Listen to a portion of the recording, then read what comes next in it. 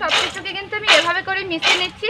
যেহেতু আমি লঙ্কার গুঁড়ো দিয়েছি, হাত দিয়ে গোলালে কিন্তু হাতটা জ্বালা জ্বালা করবে, তার জন্য আমি এভাবে করে কিন্তু মাখিয়ে নিচ্ছি।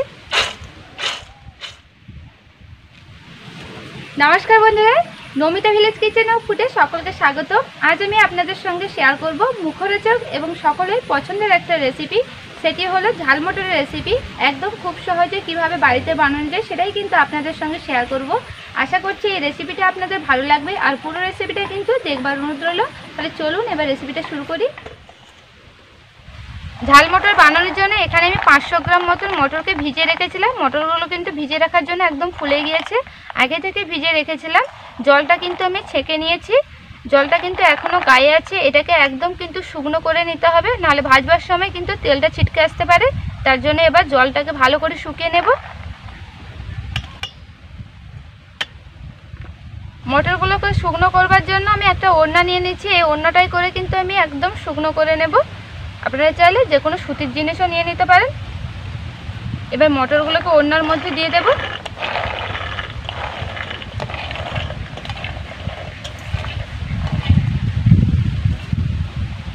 এবার ভালো করে জলটাকে শুকনো করে নেব।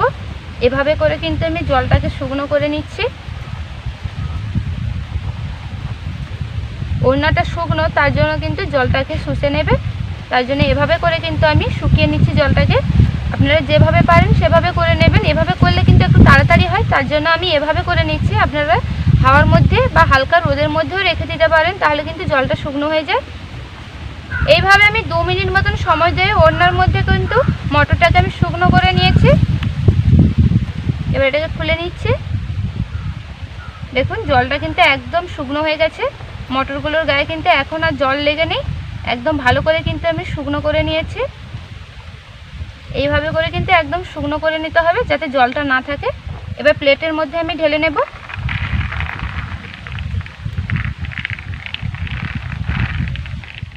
মটরগুলোকে আমি প্লেটের মধ্যে নিয়ে নিয়েছি। এবার এগুলোকে কিন্তু আমি ভেজে নেব। তার জন্য আমি উনানটা ধরে নেব। আর ভিডিওর মধ্যে কিন্তু আপনারা হাওয়ার আওয়াজ পাচ্ছেন, এখানে কিন্তু প্রচুর হাওয়া হচ্ছে, তার জন্য একটু আওয়াজ পাচ্ছেন, একটু মানিয়ে নেবেন।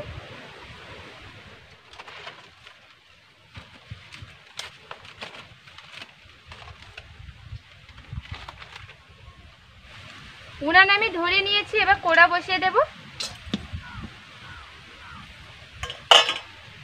এবার কড়ার মধ্যে আমি দিয়ে দেবো তেল। এখানে আমি সাদা তেল নিয়েছি। সাদা তেল দিয়ে কিন্তু মটরগুলোকে আমি ভেজে নেব। তেলের পরিমাণটা একটু বেশি করে আমি দিয়ে দেব। কড়ার মধ্যে আমি তেল দিয়ে দিয়েছি। এবার তেলকে গরম করে নেব, তারপর কিন্তু মটরগুলোকে দেব। তবে তেলটাকে খুব বেশি গরম করব না, আবার একদম কম গরম করব না, মাঝারেই গরম করে নেব। তারপর কিন্তু মটরগুলোকে দেব। তেলকে আমি মাঝারি গরম করে নিয়েছি। এবার মটরগুলোকে তেলের মধ্যে আমি দিয়ে দেব।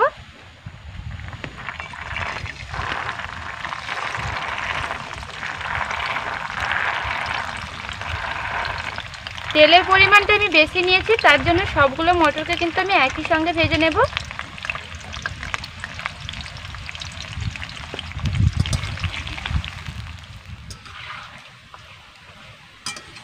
মটরগুলো ভাজবার সময় কিন্তু একটু ধৈর্য ধরে সময় নিয়ে ভেজে নিতে হবে, আর বেশি জাল রাখা যাবে না, মাঝারি রেখে কিন্তু ভেজে নিতে হবে, নাহলে মটরগুলো লাল হয়ে যাবে আর মুচমুচে হবে না। দোকানের মতন করে মুচমুচে করতে হলে একটু ধৈর্য ধরে কিন্তু ভেজে নিতে হবে, মাঝারি জাল দিয়ে।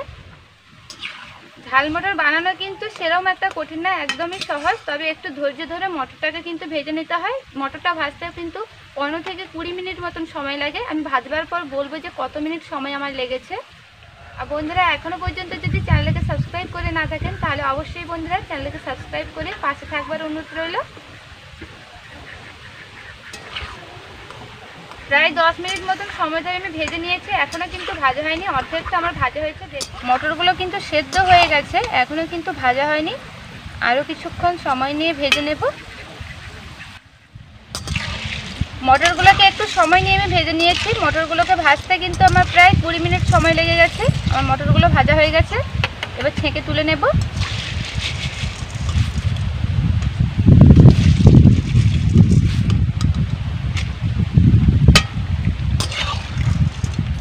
মটরগুলোকে আমি ভালো করে ছেঁকে নিয়েছি। এবার ভালো করে তেল ঝরিয়ে নেব। মটরগুলোকে কিন্তু আমি ভালো করে তেল ঝরিয়ে নিয়েছি, এবার তুলে নেব।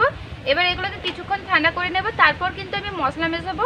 গরম অবস্থায় কিন্তু মশলা মেশাবেন না, ঠান্ডা হয়ে যাওয়ার পর কিন্তু মশলা মিশিয়ে নিতে হবে।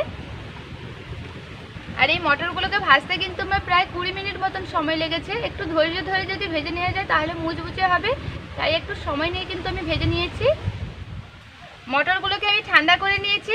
এবার দোকানের মতন ঝাল মটর বানাবো, তার জন্য কিন্তু কিছু মশলা মিশিয়ে নেব। যেহেতু আমি ঝাল মটর বানাচ্ছি তার জন্য আমি দিয়ে দিচ্ছি লঙ্কার গুঁড়ো। ঝালটা যে যেমন পছন্দ করবেন সেরকম দেবেন। আমি কিন্তু বেশি ঝাল পছন্দ করি না, তার জন্য কিন্তু 1 চামচ পরিমাণ লঙ্কার গুঁড়ো দিয়ে দিলাম। এবার আমি দিয়ে দেবো গুঁড়ো মশলা। এটার মধ্যে ধনে আর জিরেকে ভেজে গুঁড়ো করে নিয়েছি, এবার এটাকে দিয়ে দেবো। ঝাল মটরের টেস্টটা সুন্দর আসার জন্য কিন্তু এটা আমি দিয়ে দিলাম। এবার আমি দিয়ে দেবো লবণ। এখানে আমি সাধারণ লবণ নিয়ে, আপনারা চাইলে বিট লবণও দিতে পারেন। বিট লবণ দিলে খেতে কিন্তু একটু ভালো লাগে, তবে আমার হাতের কাছে আমার বাড়ির লবণ ছিল, সেটাই কিন্তু আমি দিচ্ছি। এখন কিন্তু আমার বিট লবণ নেই বলে আমি দিলাম না। এবার সব কিছুকে ভালো করে মিশিয়ে নেব। মটরের সঙ্গে সব কিছুকে কিন্তু আমি এভাবে করে মিশিয়ে নিচ্ছি। যেহেতু আমি লঙ্কার গুঁড়ো দিয়েছি, হাত দিয়ে গোলালে কিন্তু হাতটা জ্বালা জ্বালা করবে, তার জন্য আমি এভাবে করে কিন্তু মাখিয়ে নিচ্ছি। সব কিছুকে কিন্তু ভালো করে আমি মিশিয়ে নিয়েছি। আমার ঝাল মটর কিন্তু তৈরি হয়ে গেছে। আর ভিডিওটি ভালো লাগলে অবশ্যই বন্ধুরা লাইক করবেন, আর কেমন হয়েছে অবশ্যই কমেন্ট করে জানাবেন। ফিরে এসেছি নতুন কোনো রেসিপি নিয়ে, ততক্ষণ আপনারা সুস্থ থাকবেন, ভালো থাকবেন। ধন্যবাদ।